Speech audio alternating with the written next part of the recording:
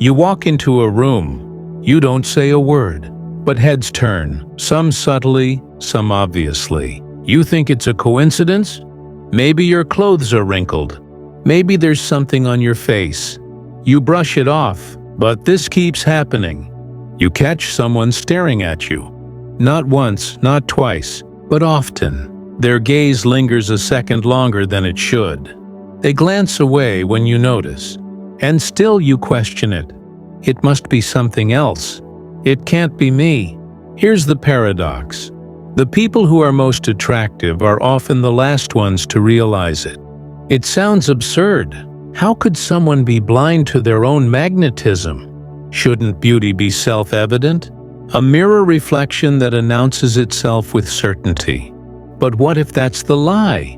What if the truly attractive are forged not in constant self-admiration, but in doubt, depth, and unfiltered humanity? How many people walk this world thinking they are invisible, when in fact they are unforgettable? How many of us write off compliments, scoff at flirty signals, and dismiss the warmth in a stranger's smile? Because somewhere, at some point, someone made us believe we weren't enough. Ask yourself this: why do you assume you're average? Who planted that seed? And why did you water it? It's easy to measure attraction in filters, followers, and fleeting glances. But there's a quieter kind of allure, a presence, a depth, a gravity that draws others in, not with noise, but with essence. You might not see it in yourself, but others do, and they feel it. So what if you've been beautiful all along, but you've been trained not to notice? Maybe it's because no one ever taught you how to recognize the signs. Maybe the world is too loud with illusions of perfection to let you hear the truth. And maybe, just maybe, you're more attractive than you dare to believe. This isn't about vanity. It's not about praise. It's about truth. It's about reclaiming the pieces of yourself you've been conditioned to disown. Because there are signals, subtle, strange, and often ignored. They reveal themselves in glances, in gestures, in energies you can't quite explain. But they are real. And if you've ever felt like something doesn't add up, if you've ever felt an inexplicable magnetism around you, a tension in conversations, an odd pull in your presence, you might already know, and yet you doubt it. Why? Why is it so easy to see beauty in others but so impossible to believe it lives in you? Is it fear, humility, or something more insidious? This is where we begin, not with affirmations, not with confidence hacks, but with a deep, almost spiritual examination of a haunting question. What if your self-perception is the only thing standing between you and the truth of your own beauty? Look around. The world is full of people trying to prove their worth, curating images, chasing validation, contorting themselves into something approvable. But the most magnetic people? They don't even try. They don't even know. And that is their power. Because real attraction isn't loud. It's not desperate. It's not artificial. It's felt. You don't always see it in the mirror, but others see it in the way you move, the way you think, the way your eyes carry the story of 1,000 untold emotions. And sometimes, the very thing that makes you attractive is your complete disbelief in it. Think about it. The person who doesn't flaunt, who doesn't beg to be seen, who walks in quiet confidence or humble insecurity, that person carries something rare, authenticity. And in a world addicted to masks, authenticity is irresistible. So what are these signs? What are the 14 clues that reveal you're more attractive than you realize? Not the obvious things, not symmetry, fashion, or charm, but the things you overlook, the patterns that repeat, the reactions people give you that you've trained yourself to ignore.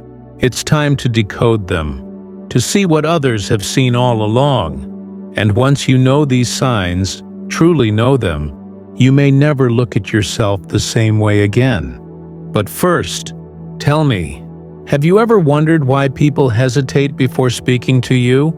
Why a stranger randomly compliments your aura, not your looks? Why some people act strangely nervous around you, while others seem unusually kind? Why you're remembered when you barely spoke? Why your silence sometimes carries more weight than others' words? Are those just coincidences, or is something deeper going on? Maybe the answers have been hiding in plain sight, disguised as everyday moments you never gave meaning to. Maybe the truth isn't that you're not attractive.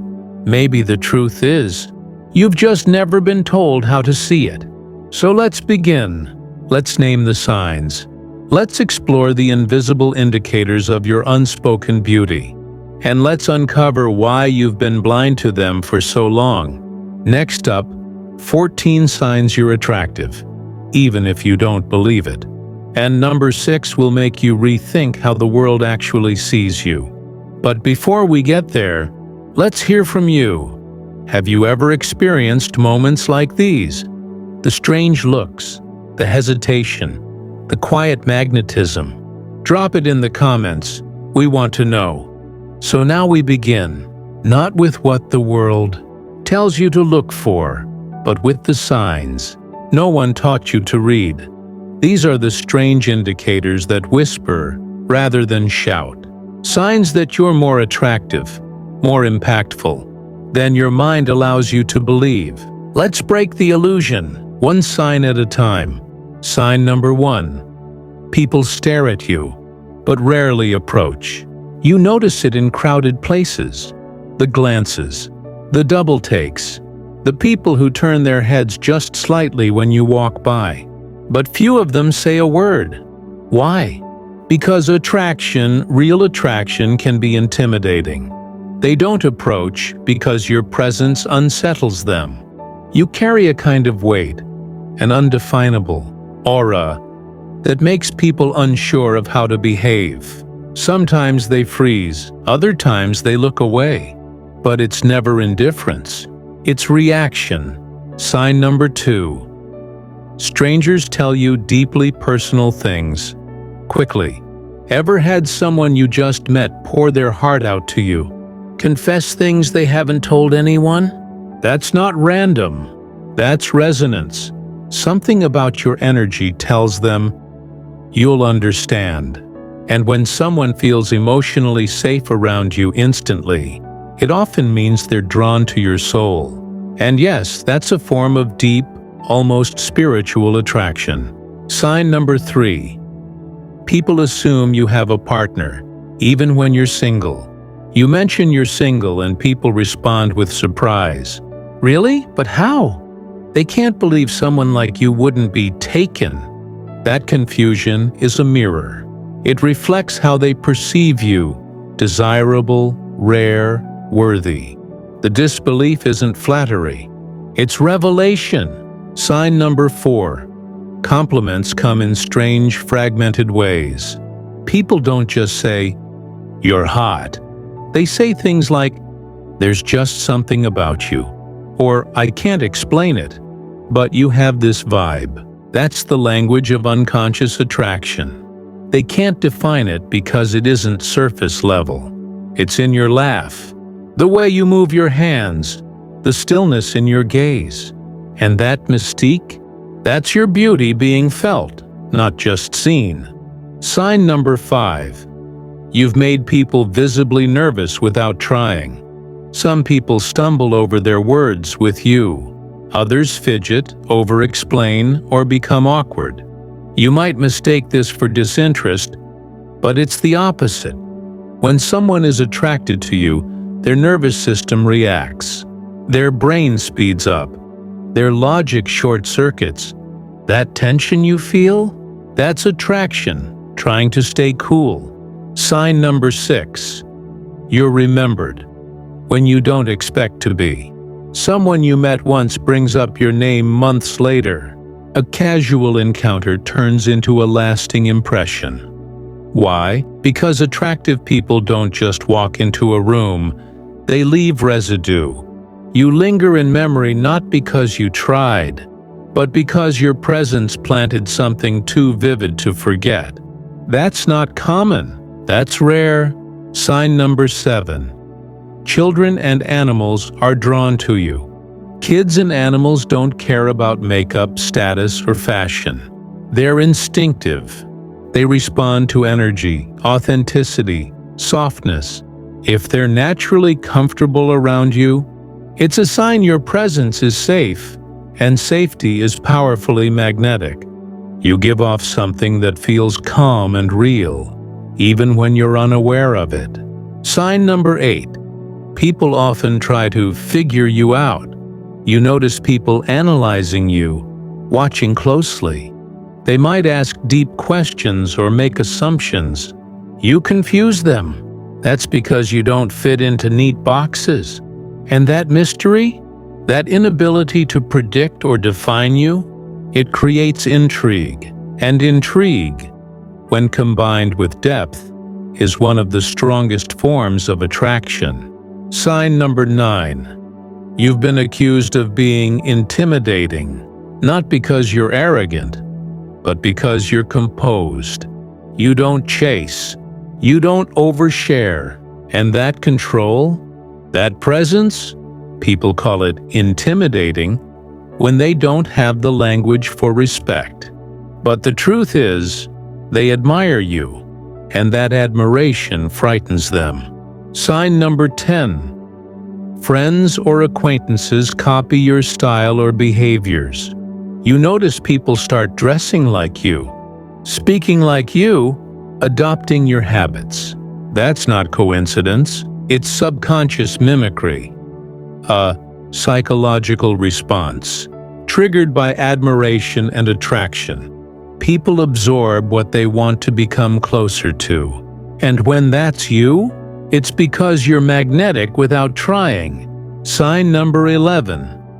You're often misunderstood, and it's frustrating. You say something simple and people read into it.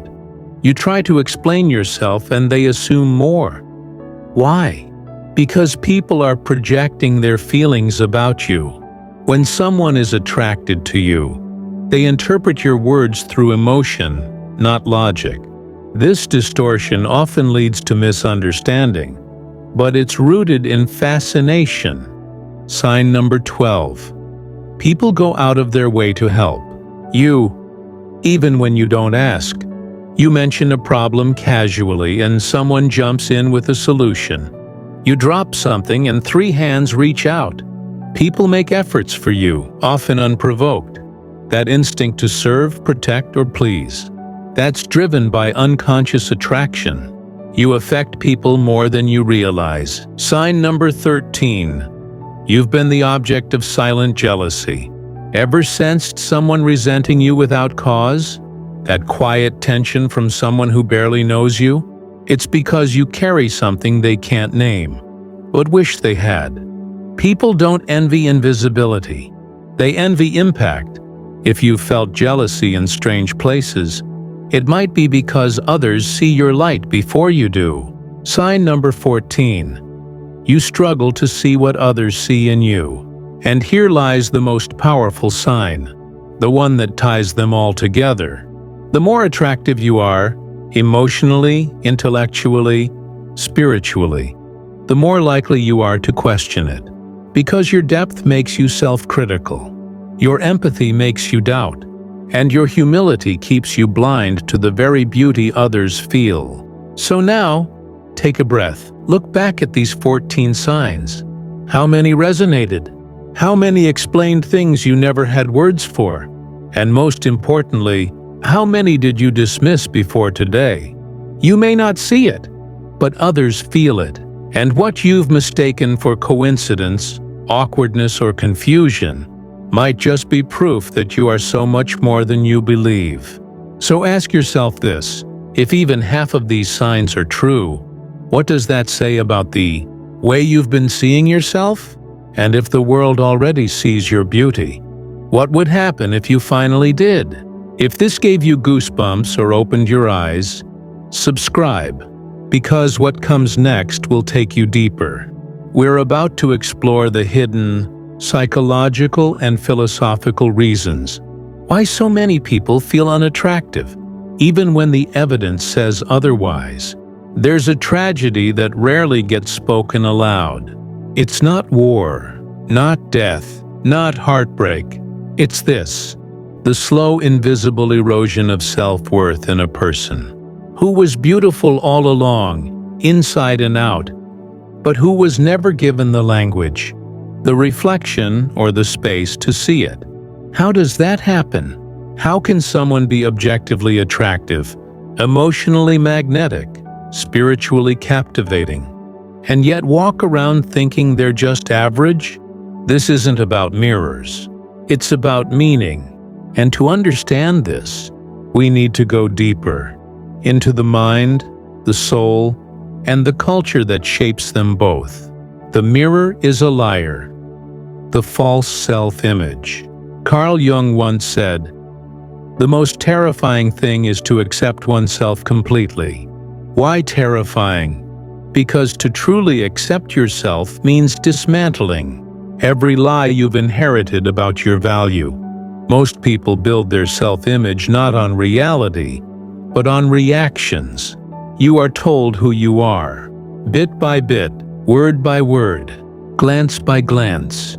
You were too loud, too quiet, too dark, too pale, too much, not enough. And from this feedback, you constructed a mirror, a psychological one that reflects not your beauty, but your perceived flaws. That mirror has never shown the truth. It only shows conditioning, and you've been believing it for years. The culture of comparison, a beauty built on absence. Nietzsche observed that society teaches us to seek value not in what we are, but in what we lack. What if you were trained to think that loving yourself is arrogance, when in truth it's alignment? So what does this all mean? It means that if you've spent your life thinking you're not attractive, it might not be because you aren't. It might be because your vision was stolen from childhood pain, cultural lies, psychological distortions, and fear of your own power. It means that attraction isn't always about appearance. It's about energy, essence, presence, confidence that isn't loud, but real. And if all these forces have been conspiring to blind you to your own light, then the real revolution is to begin seeing again. Not with your eyes, but with your soul. So ask yourself, what were you told about yourself that was never true? Whose approval did you chase? And what did it cost you? What would happen if you believed, even slightly, that others are right when they're drawn to you? What if the great tragedy is not that you were never seen, but that you never believed you were worth seeing? In the next part, we explore the consequences, the hidden costs of denying your own beauty, the relationships you lose, the dreams you delay, the masks you wear, and why breaking free is not only urgent, it's revolutionary. Modern culture thrives on this. Scroll through social media, and you're bombarded by curated images of beauty. But it's not real beauty. It's a manufactured, standard designed to make you feel incomplete. Because if you believed you were already enough, who would they sell to? Here's the great manipulation. You were convinced that beauty is a product, not a presence. And so you began to search outward for validation, filters, edits, praise. But all the while, your real attraction, the one people feel when you walk into a room, was already there, unfiltered, undeniable, untouched by trends. You just never saw it because you were too busy looking at someone else's highlight reel and comparing it to your private shadows. The wound of childhood, where the doubt begins. Psychologists call it core wounding. It often starts young: a passing comment, a neglectful parent, a teacher who laughed when you spoke, a peer who called you ugly at 13. These moments aren't just memories. They're identity forming. Your brain, especially during childhood, records emotional trauma like gospel. And if no one countered that pain with healing, with truth, with love, then it calcified. It became your reality. As Dr. Gabor Mate notes, the child doesn't stop loving the parent. The child stops loving themselves. So many of your insecurities didn't begin with you. They were inherited, ingrained, installed. And now, you carry them like scars, forgetting that wounds can lie, that they don't define what you are, only what you felt. The psychology of blindness, why we can't see ourselves clearly. Have you ever heard of negative cognitive bias? It's the brain's tendency to remember and focus on criticism far more than praise. It's why you remember the one insult from 10 years, ego more vividly than the 100 compliments you got last week. This bias is rooted in survival. Evolution taught us to scan for danger. And in the social world, danger often means rejection. So when someone tells you, "You're beautiful," your brain files it under maybe. But when someone insults you, your brain files it under truth. And over time, this distorted filing system becomes your identity. Now think about that. You're literally wired to believe the worst about yourself more than the best. Unless you consciously reverse it, you'll never see yourself clearly. The fear of owning our power. Sartre's existential dilemma. Jean-Paul Sartre believed that the real terror in life isn't insignificance, it's responsibility. To truly own your beauty, your power, your impact means taking responsibility for it. It means saying, "Yes, I matter," and once you say that, you can't hide anymore. It's easier to be invisible, to say, "I'm just average." Because if you are beautiful, then why are you hiding? If people are drawn to you, then what are you doing with that influence? And so we shrink. We downplay our gifts because to step fully into them is terrifying. But understand this: you are not afraid you're unattractive. You are afraid you're radiant, and that your radiance comes with responsibility. The shadow side of humility. When modesty becomes self-rejection, there's a kind of humility that is noble, and there's a kind that is spiritual self-sabotage. When you constantly dismiss praise, ignore signals, or downplay your impact, you're not being humble. You're rejecting the parts of yourself that others are trying to love. Arthur Schopenhauer wrote, "A man can do what he wants, but not want what he wants." What if your desire to be unseen isn't even yours? You think it's harmless? You downplay yourself in conversations. You laugh off compliments. You avoid mirrors or stare too long looking for something wrong. But every time you deny your own attraction, your own value, your own presence, something happens, something breaks. Not all at once, not loudly, but silently, quietly, like a slow leak in the foundation of your life. And one day, you wake up, disconnected from yourself, unsure of who you are, because you've spent years pretending not to shine. This is what no one tells you. Denying your attractiveness doesn't just protect you from arrogance. It keeps you small. It drains you. It rewrites your story. And in that shrinking, you lose things. Things you'll never know you missed. The death of authentic confidence. When you don't believe in your attractiveness, you construct a false identity, one that constantly compensates, overperforms, apologizes, explains. You walk into rooms hunched in energy, afraid of seeming too much. You adjust your voice, your laughter, your clothing, not out of joy but out of fear. You seek confidence like it's a skill, a hack, a strategy.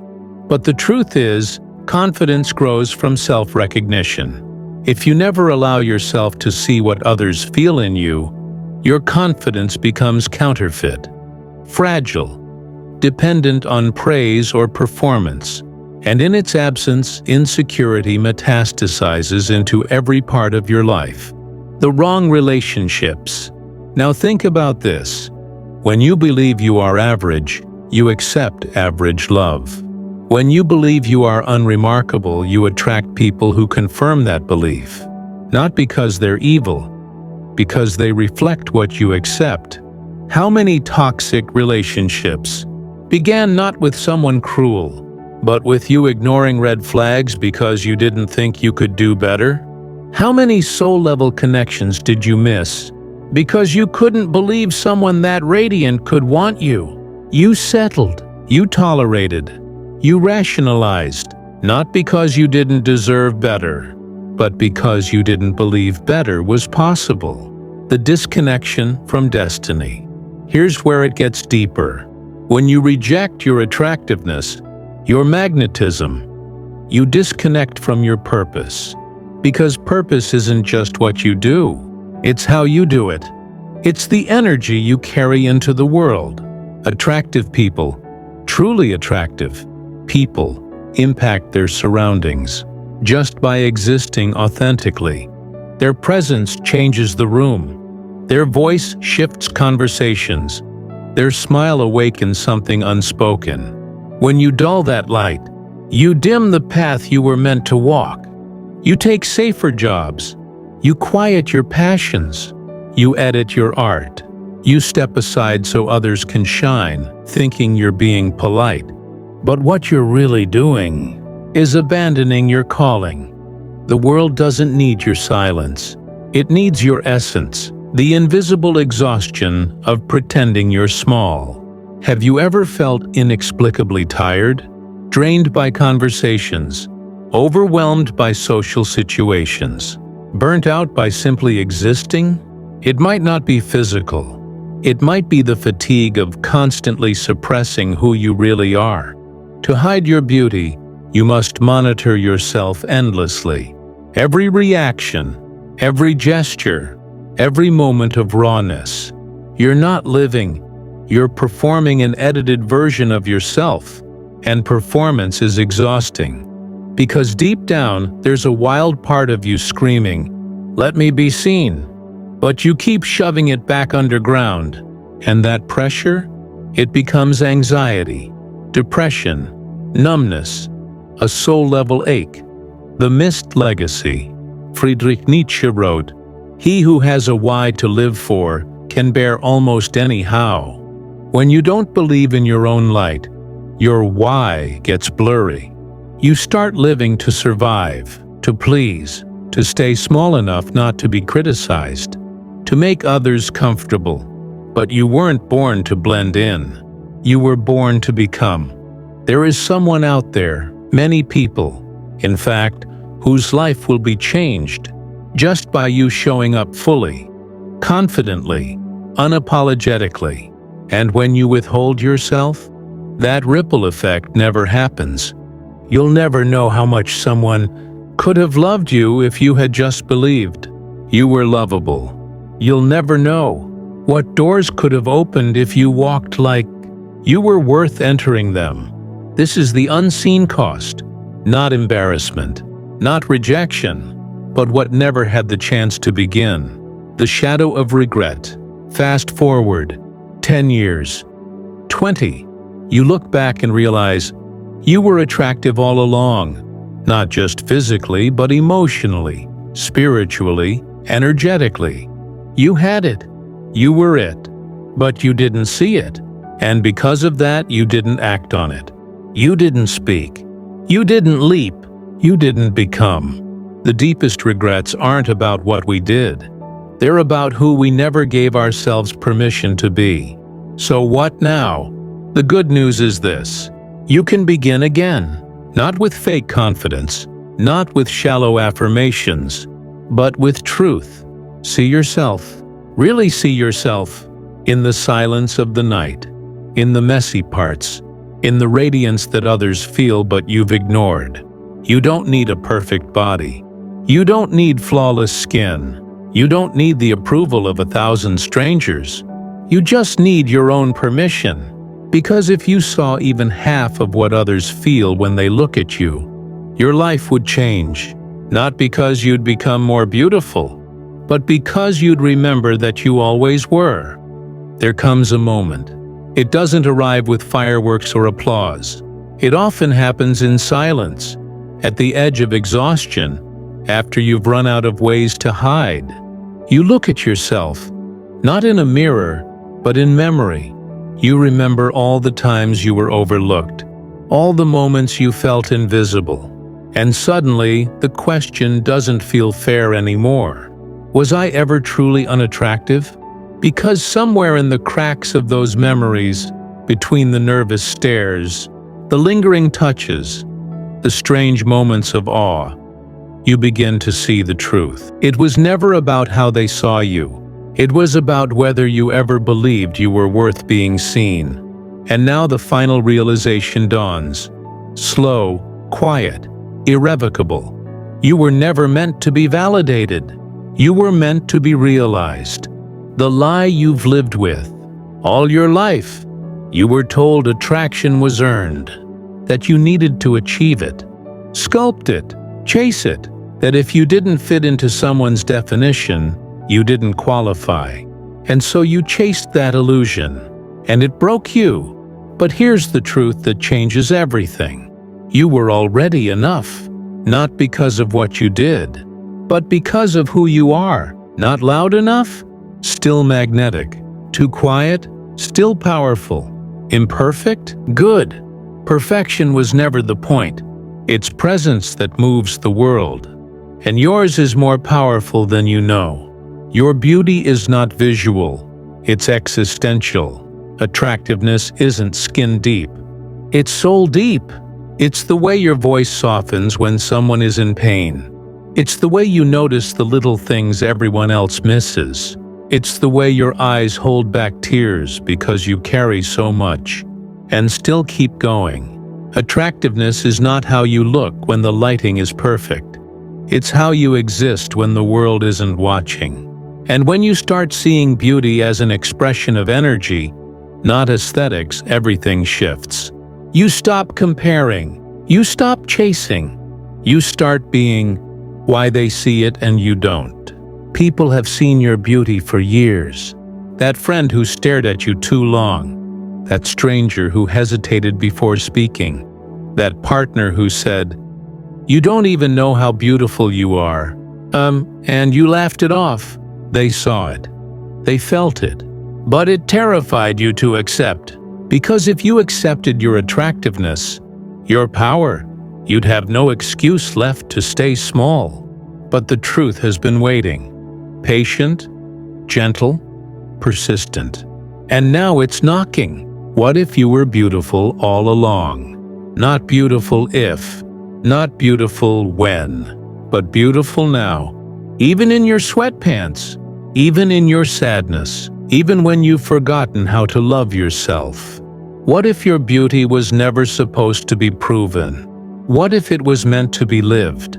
You don't need the world to crown you. You just need to stop exiling yourself from your own radiance. The final paradox. When you stop needing to be attractive, you become irresistible. True attraction has nothing to prove. It doesn't ask, "Do you see me?" It simply says, "Here I am." It's presence, peace, poise, the kind that doesn't beg to be seen because it already knows it is. And the paradox is, when you no longer need the world to call you attractive, the world starts to feel your gravity. That's the final freedom. Not in becoming what they want, but in becoming who you were always meant to be. What comes next? Let go, not of your beauty, but of the idea that you need permission to claim it. Let go of the voice that tells you you're too much, or not enough, or too different, or too quiet, or too loud. It was never telling the truth. You are attractive.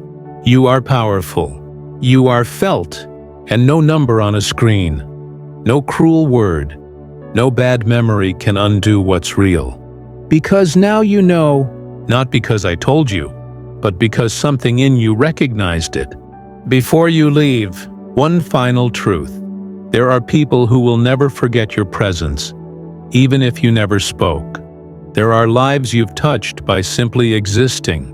There are moments that only you could have created, and those are not accidents. They are evidence of your light, your depth, your worth. So stop asking if you're attractive, and start being. The most beautiful people in the world are not those who convince you to look. They're the ones who remind you to feel. And in case you forgot, you are one of them. If this spoke to you, share it. Let someone else see their own reflection in it. Subscribe for more truths that awaken, not perform. Because sometimes what we need most isn't to be told we're beautiful. It's to finally believe it.